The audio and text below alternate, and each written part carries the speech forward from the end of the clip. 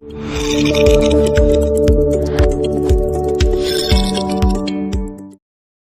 sini setelah Xuyen membaca pesan dari Xuye, akhirnya dia memutuskan untuk pergi ke depan rumah Shui. Shui pun terlihat tidak sehat. Dia seperti menahan kesakitan. Xuyen melihat Shui hujan-hujanan angkat pakaian. Shui juga turun ke bawah seperti menunggu sesuatu. Xuyen melihat hal itu, dia pun membuka jendelanya dan memanggil Shui. Shui awalnya terlihat samar-samar saja, jadi dia mengabaikan orang yang memanggilnya. Tapi Xuyen memanggilnya sekali lagi. Shui akhirnya melihat dengan jelas orang itu adalah Xuyen. Xuyen minta Shui buat masuk ke dalam mobilnya. Shui pun di dalam mobil terus berpikir keras. Alasan Xuyen datang ke depan rumahnya. Tapi dia tidak memiliki keberanian untuk bertanya kepada Xuyen. Dia hanya bisa meneteskan air mata saja. Shui telah tiba di rumah sakit. Dia terlihat ketakutan ketika mau dites darah. Xuyen yang peka menutupi matanya supaya tidak begitu takut dan tegang. Setelah selesai tes darah, Xuyen pun bertanya kenapa Shui menangis. Shui pengen ngomong sebenarnya sih, tapi dia takut. Tapi dia dibuat semakin kaget dengan ucapannya Xuyen. Dia benar-benar tak bisa menebak sama sekali isi pikiran Xuyen. Shui pun pergi mengambil hasil tesnya. Dia sudah mengetahui sakitnya bagaimana dan lain-lain. Ketika dia sudah selesai konsultasi, dia pun keluar. Dia tak melihat sosok Xuyen. Dia mengira Xuyen sudah pergi meninggalkannya. Rupanya belum, guys. Xuyen mengambilkan dirinya minuman hangat.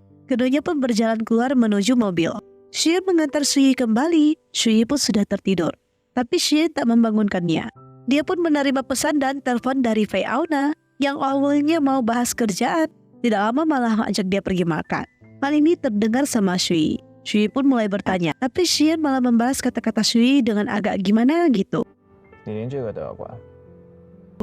Shui pun mau turun dari mobil. Xuyen menahannya. Shui tentu saja tak mau Xuyen pergi. Tapi dia tak punya status apapun untuk menghalangi Xuyen. Mendengar ucapan Shui, Xuyen kecewa. Padahal dia berharap jawabannya berhubungan sama hubungan mereka loh. Shui malah alihkan ke yang lain. Keesokannya Shui kembali ke rumah sakit untuk melakukan infus. Shui menelpon dan ajak dia keluar. Tapi Shui menolak karena dia memang sedang sakit. Shui mulai panik. Dia tanya siapa yang jaga Shui dan lain-lain. Dia benar-benar khawatir banget sama keadaan Shui. Shui pun segera ke tempat pamannya.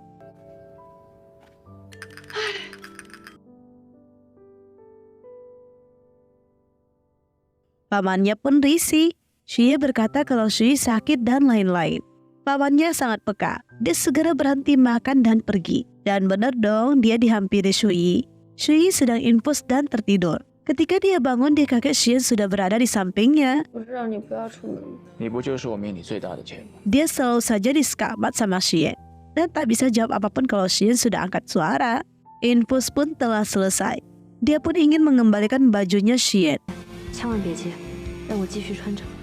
Tapi tidak sesuai ekspektasinya, guys. Ketika Xuyen mau bangun, dia tak sanggup bangun. Xuyen melihat hal itu. Dia pun menggendongnya. Xuyen merasa Shui sengaja melakukan ini untuk membuat dia menyukainya. Shui pun akhirnya menjelaskan semua keadaannya. Dia benar-benar mengungkapkan apa yang ada di pikiran dia. Xuyen mendengar dengan seksama setiap ucapan yang terlontar dari mulut Shui. Setelah dia dengar ungkapan hati Shui, dia cuma jawab oh saja. Membuat Shui bingung artinya apa. Xuyen pun mengantar Shui pulang. Shui minta dikasih petunjuk lebih dan dia minta ujian ulang. Xuyen malah menggodanya. Ketika Shui mau pergi, Xuyen memanggilnya. Karena ponsel Shui ketinggalan. Xuyen minta Shui mengingat sesuatu. Shui teringat sama saat pertama Xuyen mau tawarkan dia tumpangan, tapi ditolak mentah-mentah sama dia.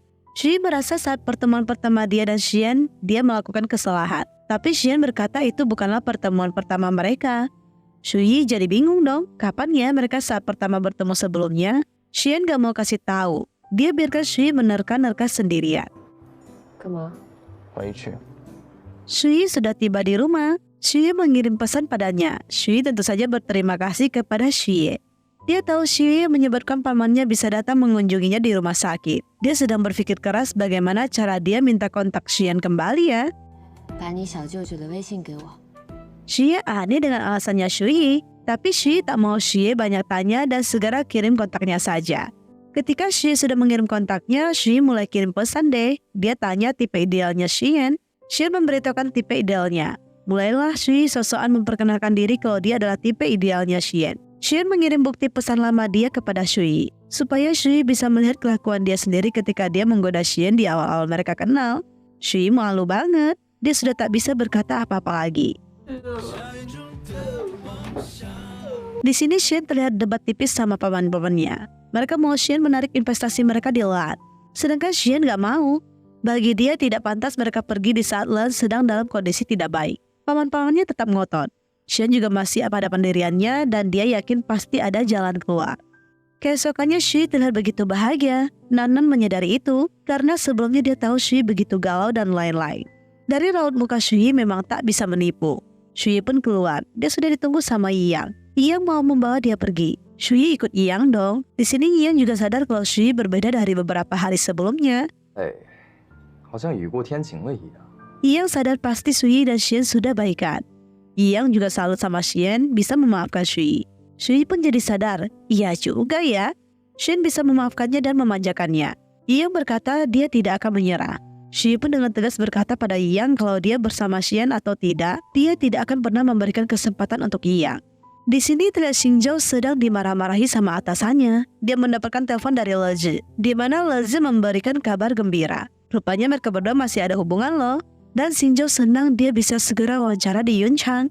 Ketika dia mau pergi wawancara, hal ini terlihat sama Xian. Xian melihat Xingzhou mengunjungi perusahaannya. Ketika Xingzhou wawancara, Xian berada di sana. Xingzhou mulai panik. Dia pun berbicara sampai terbata-bata loh. Xian mengingat ucapan supirnya kemarin. Dia benar-benar mengeluarkan aura yang cukup menyeramkan, yang membuat Xingzhou kewalahan dalam wawancaranya.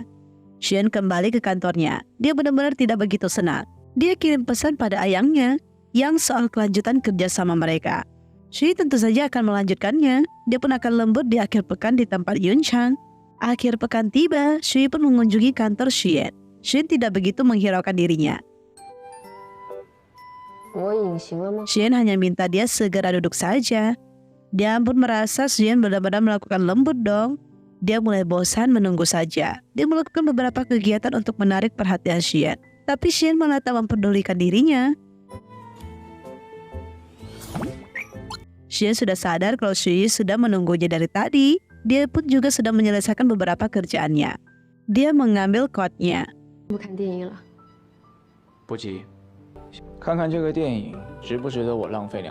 Xian memang suka banget mengganggu Shui loh. Dia pun setuju untuk pergi menonton film sama Shui. Ketika mereka pergi ke bioskop, mereka bertemu dengan Fei Auna. Fei Auna pun dengan heboh menyapa Xian. Xian tentu saja dengan gayanya yang seperti biasa, begitu cool dan tak mau dipegang secara sembarangan.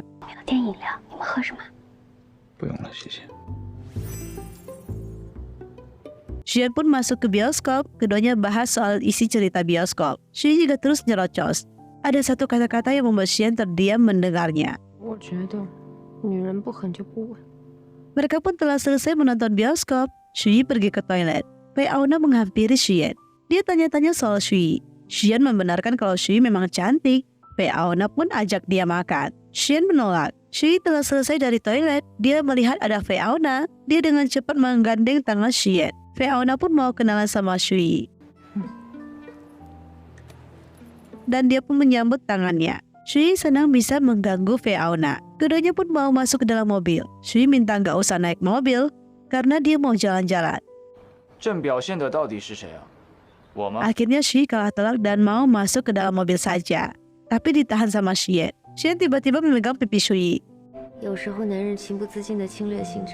Shui mengira Xian mau menciumnya. Rupanya Xian melingkarkan kalung kepada leher Shui. Xian sadar kalau Shui kira dia mau menciumnya. Xian berkata dia tak bisa ciuman di depan umum. Tapi dia melakukannya dong. Si supir sampai membalikkan badannya. Keduanya pun dalam perjalanan. Shui asik chatan sama Yang. Tapi isi chatnya dia menolak Yang sih. Xian mengambil ponselnya dan menjauhkan ponsel itu dari Shui. Xian merasa semua pria itu tertarik kepadanya. Xian pun kepo soal kedekatan Yang dan Shui. Takutnya orang-orang mengira mereka berdua tuh berkencan. Shui berkata dia hanya menemaninya beli koper saja dan pergi makan bareng beberapa kali, tapi tidak ada maksud tertentu. Xian pun aneh, kok Shui beli koper ya? Shui berkata dia patah hati dan mau lari dari kota ini.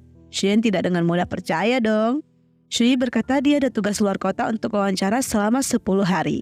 Xian pun sudah paham. Dia minta Shui untuk mengirim tiket penerbangan dan tempat tinggalnya. Shui jelaskan kalau dia tak ada hubungan apapun sama Yuyo. Mending kamu khawatirkan Shui saja. 你就这么不管你外甥女了？ Menurut Xian, di keluarga mereka tidak ada orang bodoh karena dia tahu keponakannya itu begitu pintar. Jadi dia bisa mengurus dirinya sendiri. Selanjutnya Xian mendapatkan info kalau di Lean ada masalah. Xian pun pergi mengunjungi Lean. Dia menemui Pak Cheng. Pak Cheng begitu insecure pada diri sendiri, tapi Xian memberikan beberapa motivasi padanya. Karena bagi Xian badai itu pasti berlalu kok, asalkan mereka masih mau berusaha. 车到山前必有路，解铃还须系会跌倒，但绝对不应该害怕跌倒。 Selanjutnya terlihat Xian mengunjungi Shui, tapi Xian dapat panggilan kalau dia besok ada kerjaan. Dia pun memberitahukan Shui kalau dia tak bisa antar Shui ke bandara besok. Shui pun kecewa. Xian mencoba membujuknya. Shui pun masih sosokan ngambek, tapi dia luluh karena Xian terus memanggilnya dengan sebutan peri. Shui pun ketahuan kalau dia lagi lapar. Keesokannya Shui kembali ke kantor. Shui juga sudah melaporkan dia akan masuk kerja kembali. Shui merasa Shui muncul dengan semangat penuh dan tempat waktu. Dia mau ajak Shui pergi keluar kota untuk perjalanan dinas. Keduanya pun melakukan pekerjaan mereka. Setelah selesai mereka jalan-jalan dan foto-foto. Sudah selesai foto-foto, Shui menyarankan Shui untuk kirim foto itu. Ketika Shui kirim, Xian langsung menelponnya. Shui cerita kalau dia asik jalan-jalan dan mau memperpanjang cuti. Xian memberikan kode, dan kode dia disambut dengan baik sama Shui. Intinya mereka berdua sama-sama lagi kangen deh. Tak bisa saling jauh lama-lama cuy. Selanjutnya terlihat Xingzhou dimarah-marah sama atasannya. Dia kena pecat dong. 找人事，办理离职手续吧。 Dia mabuk-mabukan di rumahnya. Lezi pun datang. Dia melihat kondisi Xingzhou yang begitu berantakan. Dia marah karena Xingzhou malah melihat foto Shui. Xingzhou merasa Lezi itu menipunya dan membuat dia kehilangan Shui. Lezi sangat marah. Padahal dia sudah dengan sangat tulus mencintai Xingzhou. Balasannya malah seperti ini. 给你这些，你就爱谁？你发现我 Xingzhou pun tak mempedulikan Lezi sama sekali. Keesokannya Lezi juga dipecat dong. Dia melihat Xian di lift. Dia mengejar Xian. 他还电解郑书意， Dia mau sengaja memprovokasi Xian, tapi dia kena skamat sama Xian.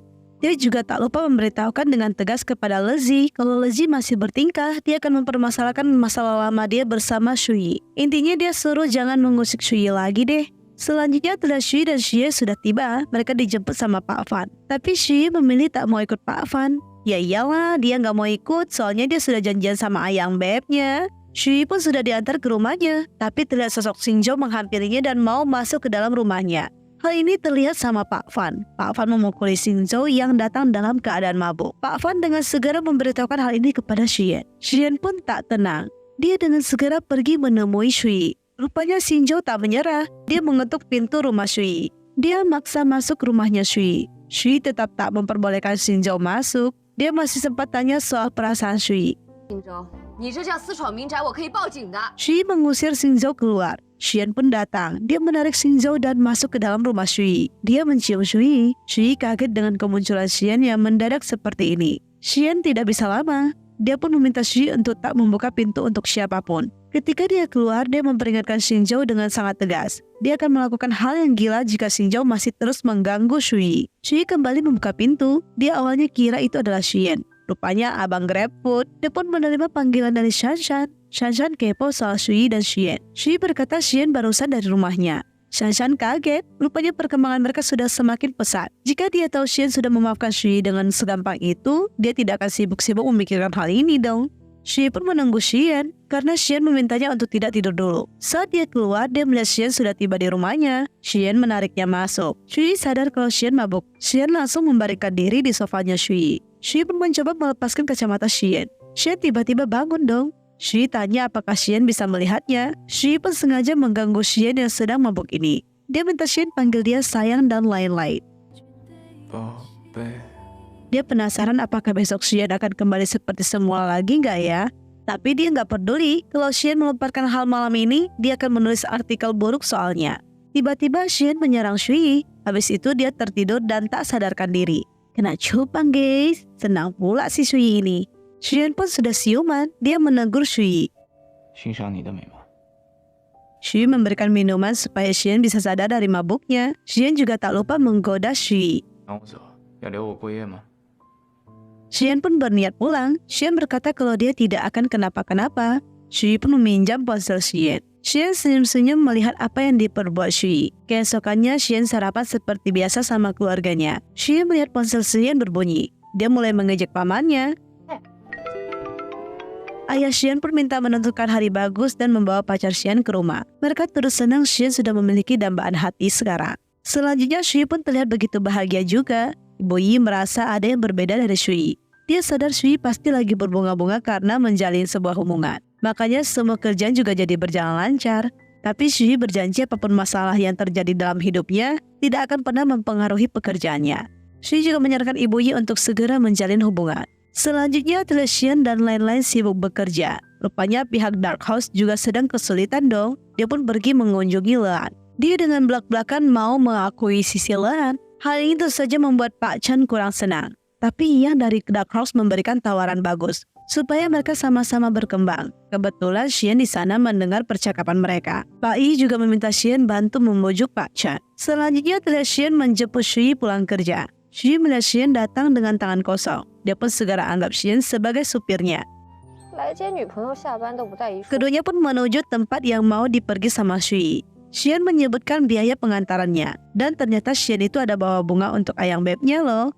Xian itu kayak mau diminta cium gitu. Tapi Shui mendapatkan berita kalau idolanya sedang berada di terminal dan bisa foto-foto. Shui berlari keluar dari mobil. Gak tahu dia padahal idolanya itu kakaknya dari ayang bebnya sendiri. Mereka menjemput Shanshan. Setelah itu Xian menahan Shui. Dia merasa Shui berlari pergi meninggalkannya demi idolanya. Shui berkata dia begitu menyukai idolanya karena bagi dia Xian bisa dia temui kapan saja sedangkan idolanya sangat jarang bisa dia temui. Xian gak peduli, dia memang menunjukkan sifat aslinya. Aduh Shui, itu kakak iparmu kelak loh. 会不会有一天，实验突然清醒？ Shui dan Xian telah kembali ke rumah. Xian menyadari Shui sedang sedikit murung. 你今天怎么了？ Rupanya Shui memiliki kekhawatiran tersendiri. Dia takut kalau Xian melakukan hal yang sama, membuat dia jatuh cinta dan meninggalkannya. Xian membenarkan hal itu, tapi Xian cuma menggodanya. Shui dan Xian pun akhirnya menguat. Shui mengakui awal-awal dia memang punya maksud tertentu, tapi sekarang dia benar-benar sudah jatuh cinta mampus sama Xian. Xian sudah meninggalkan masa kelam mereka. Dia minta Shui untuk melupakan dan tak usah membahas hal itu lagi. Shui pun setuju. 我女朋友和别人无关，是我自己 Tapi dia mempermasalahkan soal Xian yang memanggilnya dengan nama lengkap. 意义。 Keesokannya Shui keluar dengan bahagia karena dia tahu pacarnya datang menjemputnya. Tapi dia tak melihat sosok pacarnya sama sekali. Rupanya Xian berada di belakangnya. Keduanya pun masuk ke dalam mobil. Tidak lama Shui memberikan kode minta sesuatu. Xian sudah menyimpan hadiah gelang tangan. Shui cukup kaget dengan hadiah yang tak terduga ini. Bukan hanya itu, hari-hari berikutnya juga dia dapat banyak banget hadiah tak terduga dari Xian loh. Saat keduanya pergi makan mie kesukaan Shui, ada seorang wanita berusaha dekatin Xian. Dia menggunakan berbagai cara untuk merayu. Wanita ini dipantau sama Shui. 想到我女朋友很久了， Ketika dia tahu Xian sudah punya pacar, dia pun kabur deh. Shui kesel. 你别胡说八道，我 Tapi dia sengaja pura-pura tak kesel. Xian tahu pacarnya nanti cemburu kalau dia ladenin wanita itu. Tidak lama Xian mendapatkan panggilan dari kakaknya. Dia minta Shui buat bicara sama kakaknya. Tapi Shui belum siap. Ketika di jalan, Shui penasaran sama kegiatan dan kerjaan kakaknya. Dia awalnya penasaran bagaimana foto kakaknya. Tapi Xian tak menyimpan foto kakaknya sama sekali. Shui merasa nggak apa-apa deh, toh nanti juga bakalan ketemu. Selanjutnya terlihat Xingzhou pergi menemui Pak Yi. Dia mau melamar posisi di perusahaan Dark Horse. Tapi Yang minta Xingzhou untuk keluar dari dunia chip lebih baik. Selanjutnya terlihat Xie berbicara dengan Shui. Yuling seperti menguping pembicaraan mereka. Setelah dia menguping, dia mulai menyebarkan gosip yang tidak-tidak. Hal ini sampai terdengar ke telinga Ibu Yi. Ibu Yi pun kepo. Apalagi dia dengar kalau mereka gosipkan pacar Shui itu tua. Saat Shui keluar, Nanan pun bertanya. Rupanya mereka sudah heboh dong di grup. Dan menurut Nanan semua itu disebarkan sama Yuling. Shui mencari Yuling dan bertanya kejelasannya. Yuling tentu saja tidak mau mengaku. Dia merasa difitnah. Emang si ular ada aja tingkahnya untuk mengganggu Shui. Yuling tak mau mengakui sama sekali soal tersebarnya gosip ini. Shui memutar voice note-nya. 那那个实习生秦时月你们知道吧？郑书记跟他舅 Dia 舅 pun mau merebut ponsel Shui. Shui tak membiarkan dia mengambil ponsel itu. 手机就能毁证据。 Yuling akhirnya pergi dong. Tapi kejadian ini membuat jari-jari Shui terjepit. Yuling pun menghubungi seseorang. Dia berkata kalau Shui itu pacaran sama suami wanita itu. Wanita yang ditelepon Yuling berkata kalau suaminya tak pacaran sama Shui. Justru Shui itu pacaran sama Xian. Hal ini membuat Yuling kaget. Shui pun membuat perhitungan dengan Yuli. Dia menjabarkan hal-hal yang membuat Shui rugi. Dia kesal urusan pribadi dia dibawa-bawa ke pekerjaan. Apalagi Yuling menyebarkan rumor yang gak benar. Lagian urusan cinta dia kok disibukkan sama Yuling juga ya. Mau dia pacaran sama orang seperti apapun bukanlah urusan Yuling. Shui benar-benar emosi. Ibu Yi minta Yuling untuk pulang karena dia tahu jari Shui terluka. Shui akhirnya pergi ke tempat Xian. Dia minta dipeluk. Xian menyadari jari Shui terluka. Dia pun memanjakan ayam bebnya. 疼死了。 Dia meminta Shui untuk pindah ke rumahnya. Shui tentu saja setuju. Dia bersiap untuk membereskan barang-barangnya. 去哪儿？ 回家收拾行李。 Saat dia mau keluar, dia mengurungkannya dong. Dia malah minta dicium. Dia terus memaksa dan menggoda Xian. 酒呢？你这里有酒吗？ Akhirnya Xian pun membalasnya dengan lebih ganas. Hal ini membuat Shui pengen kabur. Dia pun tak bisa membuka pintu karena sedang panik sendiri. Akhirnya Xian dengan sengaja memeluknya dari belakang dan membukakan pintu itu. 是你按错地方。 Shui dengan cepat kabur. Xian menelpon keponakannya dan minta ponakannya pulang ke rumah lama karena pacar dia mau datang menginap. Di sini Yuling diberikan sanksi, di mana dia dimutasi ke divisi yang berbeda. Tapi Yuling memutuskan untuk resign karena dia tidak terima dimutasi. Dia pun mengembalikan name tag-nya. Ibu Yi pun tak menghalangi pilihan Yuling. Sedangkan di sisi lain, Xian membantu Shui membereskan barang-barangnya karena Shui tidak bisa mengemas barang-barangnya sendiri. Tapi Xian merasa barang-barang Shui cukup banyak. Dia mau memanggil jasa pindah rumah. Shui merasa itu tak perlu karena dia hanya akan menginap beberapa hari saja. Xian tentu saja tidak memperbolehkan hal itu karena dia mau Shui tinggal selamanya dengan dirinya. Shui pun jadi malu-malu dengan keblak-blakannya Xian. Keduanya telah tiba di rumah Xian. Shui benar-benar dilayani full loh sama ayangnya. Mulai dari makanan disiapkan, makanan disuapin, makan buah juga, sampai rambut pun diikatkan. Full service dah dari bawang tampan. Shui mau mandi dan tidur. Xian pun mulai menggoda dia. Apakah mandi butuh bantuan? Shui mulai malu. Dia pun berkata kalau mandi nggak perlu bantuan. Kalau perlu, 我要是反悔，你就说我爸爸。 ketika dia selesai mandi, dia kesulitan mengaitkan beranya. Hasil dia harus memanggil Xian loh. 爸爸， Xian sempat bingung dong. Tapi Shui dengan tegas meminta bantuannya. 不扣个内衣嘛，又不是要他原地起跳翻。 Setelah selesai dia kabur. Shui pun sudah bersiap untuk tidur. Dia merasa begitu gugup. Xian tanya kepada Shui. Shui berkata dia sakit dan lain-lain. Akhirnya Xian memeluknya supaya Shui tidak merasa kesakitan lagi. Shui pun akhirnya tertidur. Tapi dia membalikan badannya dan memeluk Xian. Xian sudah tak tahan, dia pun mencium Shui. Tapi tangannya ketimpa dan Shui pun mengeluh. Nggak terjadi deh cinta satu malamnya. Keesokannya Shui terbangun. Dia teleponan dong sama Xian. Tapi pembicaraan mereka terdengar sama karyawan lain. Di sini Shanshan menghubungi Shui juga. Dia khawatir mendengar musibah yang menimpa sohibnya. Tapi Shui minta Shanshan jangan khawatir. Soalnya dia nginap di tempat Xian. Shanshan pun senang dong dengan perkembangan mereka super pesat seperti itu. Tapi Shanshan aneh keduanya tidak terjadi apapun. Padahal seranjang loh. Hal ini membuat Shui kepikiran dong. Dia mau kerja juga nggak bisa. Karena terus kepikiran ucapan Shanshan yang menganggap dia tak menarik di mata Xian. Padahal Wei Xian tuh pengen banget. Tapi karena keadaan yang tak tepat saja. Ketika Shui kabarkan Xian kalau dia tak bisa kerja, Xian berkata dia akan mengirim Xie. Shui mulai netting lagi. Shui beneran datang membantunya dong. Setelah seharian membantu Shui, Xian pun kembali. Shui langsung diminta pergi. Ibaratkan habis manis sempat dibuang. Benar-benar gak didulikan Shui-nya. Macam obat nyamuk dia. Saat makan malam, Shui mulai aneh-aneh. Minta dipangku dan lain-lain lagi tuh. Xian merasa dia tak mau melakukan hal itu. Tapi Shui tetap memaksa. 这样， Dia juga sengaja terus memandang ke arah Xian. Saat Xian masak, saat malam hari, dia sengaja menggunakan baju yang cukup menggoda dan melakukan tingkah untuk merayu. Tapi Xian malah minta dia minum obat. Keesokan malamnya, Shui menggunakan baju serba hitam dan menggoda. Ketika Xian kembali, Xian masuk ke kamar tapi dia keluar lagi. Alhasil Shui pun curhat sama Shanshan. Chat keduanya dibaca dong sama Xian karena terhubung sama laptop. Akhirnya dia masuk dan menghampiri Shui. Dia langsung kincah gas. Tak kasih kendor. Dia kasih tahu kalau dia menahan diri beberapa hari karena jarinya Shui. Tapi kini dia tidak akan menahan diri lagi. Keesokan paginya, Shui mendapatkan telepon. Xian tak membiarkan Shui mengangkatnya. Tapi akhirnya Shui angkat dan itu dari Pak Yi. Pak Yi mau ajak Shui ketemuan. Xian akhirnya sengaja ngomong dong. 所以 Hal ini terdengar sama Yang. Yang pun akhirnya harus patah hati karena mendengar keduanya ahem. Shui merasa Xian sedang kesel. Menurut dia, wajar dong dia kesal karena Pak Yi masih terus mengganggu pacarnya. Selanjutnya Lan merasa mereka telah gagal dan sulit untuk bangkit. Tapi di sisi Xian dia terus ditekan sama para pemegang saham. Pak Chen dari Lan menghubungi Xian. Mereka merasa bersalah sama Yun Chang. Tapi menurut Xian ini belum kelar kok, masih bisa mereka perjuangkan. Pak Chen berencana mempertimbangkan saran dari Pak Yi.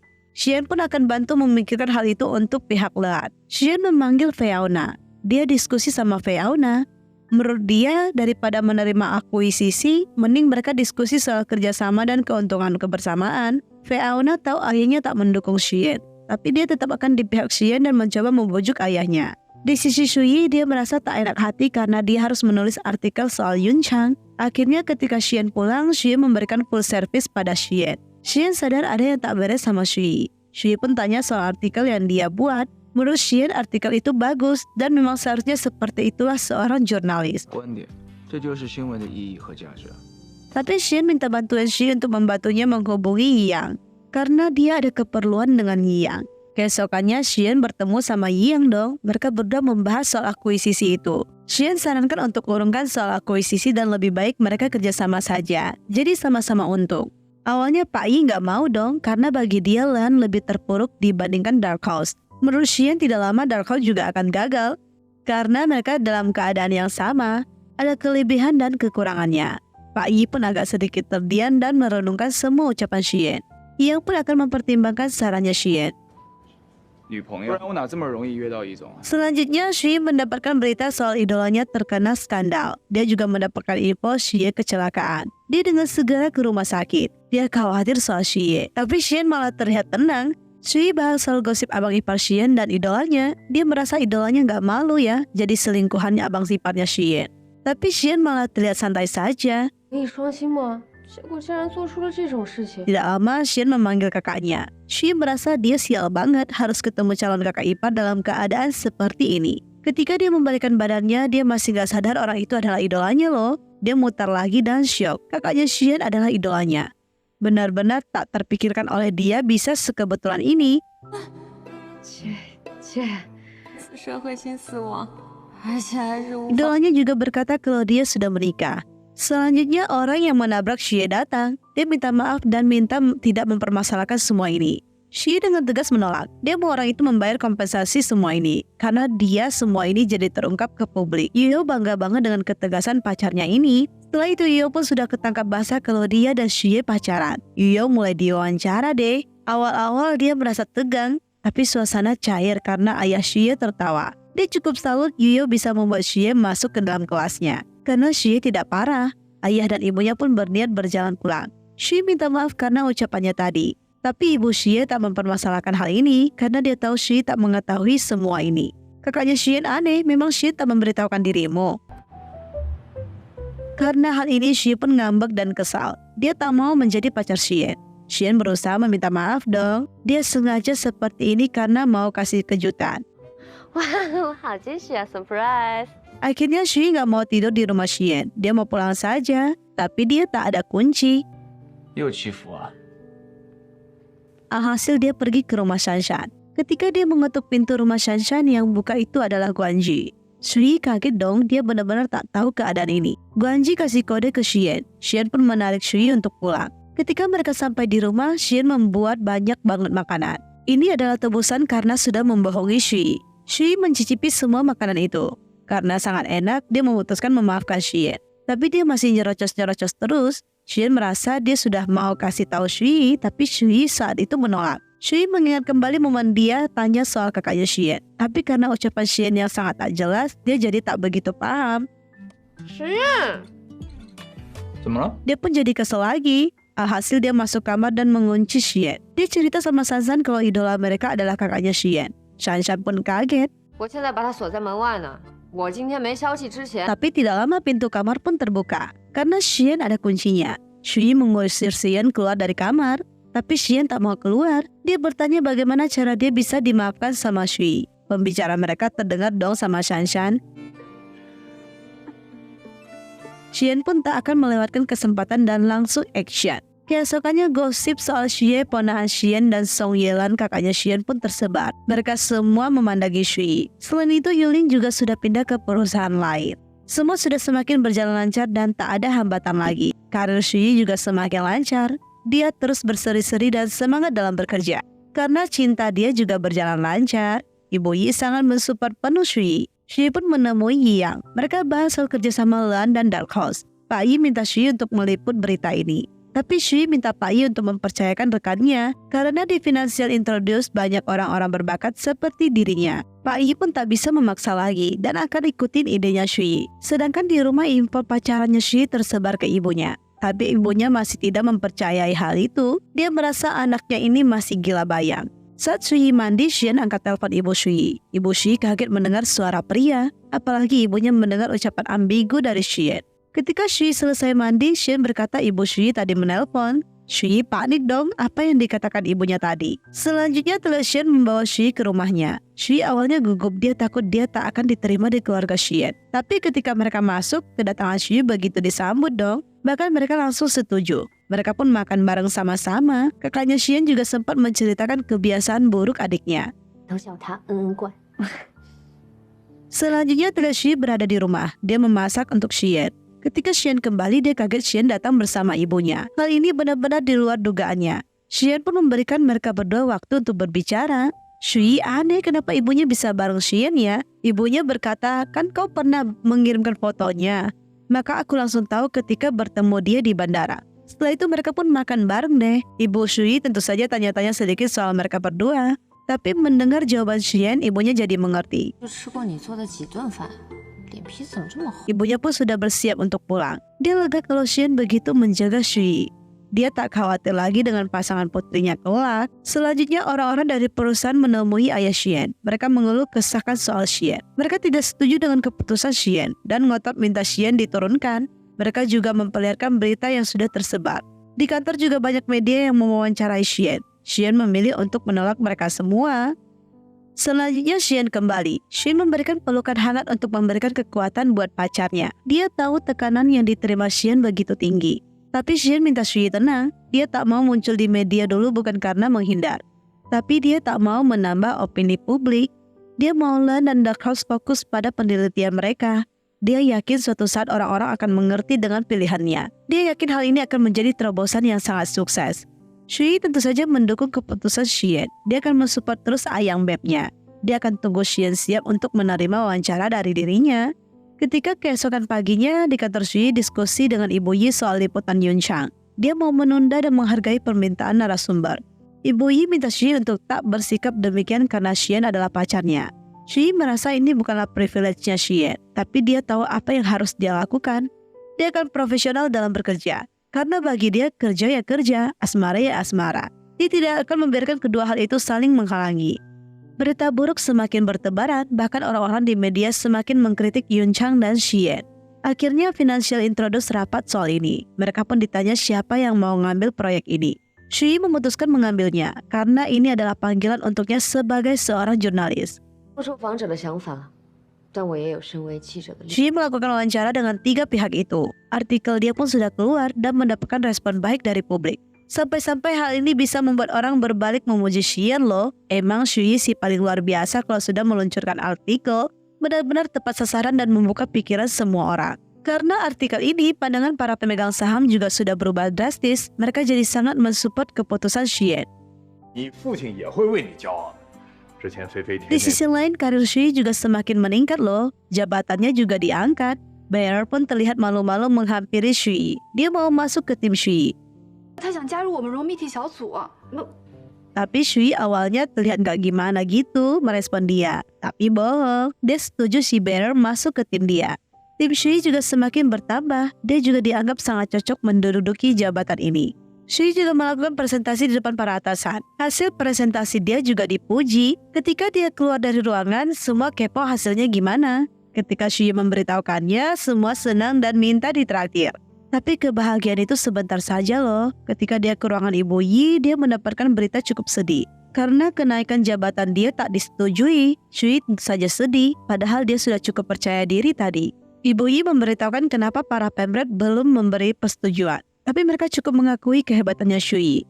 Mereka mau Shui melanjutkan dulu yang ada dan ciptakan karya-karya terbaik. Karena hal ini Shui pun jadi galau dan sedih. Dia melihat seseorang sedang mengamen. Dia mau minta kontak orang itu. Xian melihatnya. Shui berkata dia mau memberikan saweran, makanya dia minta kontak orang itu. Dia pun memeluk Xian. Dia curhat kesedihannya dong. Xian pun mencoba menghibur ayam bebnya. Tapi karena Shui gak kunjung senang, dia mau menghampiri bosnya. Dia pun ditahan sama Shui. Ketika di rumah Xian sudah menyiapkan beberapa makanan, Shui juga masih terlihat sedih. Akhirnya dia kerjain Xian untuk kesenangannya. Dan dia memotret Xian. Xian mah nurut aja ya, asalkan cewek dia bisa balik senang lagi. Xian memberitahukan kalau Xingzhou dan Lezhi sudah dipecat. Hal ini membuat Shui sedikit bangga dong, karena orang-orang para bakteri sudah kena ganjaran dari sifat mereka. 这人是我自己。 Selanjutnya Shui melihat salju pertama. Dia sangat bahagia dong, karena dia memang menyukai salju. Dan konon katanya pasangan yang melihat salju pertama barengan, mereka akan saling mencintai seumur hidup. Xian pun mencium Shui, dan keduanya pun kissing dengan sangat mesra.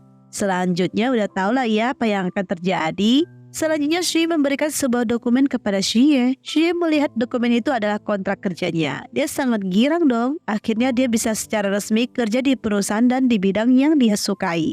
Trio ganteng lagi ngumpul. Shui datang dong, dia langsung peluk Yuyo dan memberitahukan kabar gembira itu.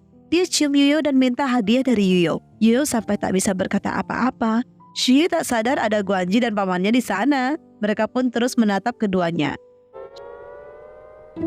Shui malu banget.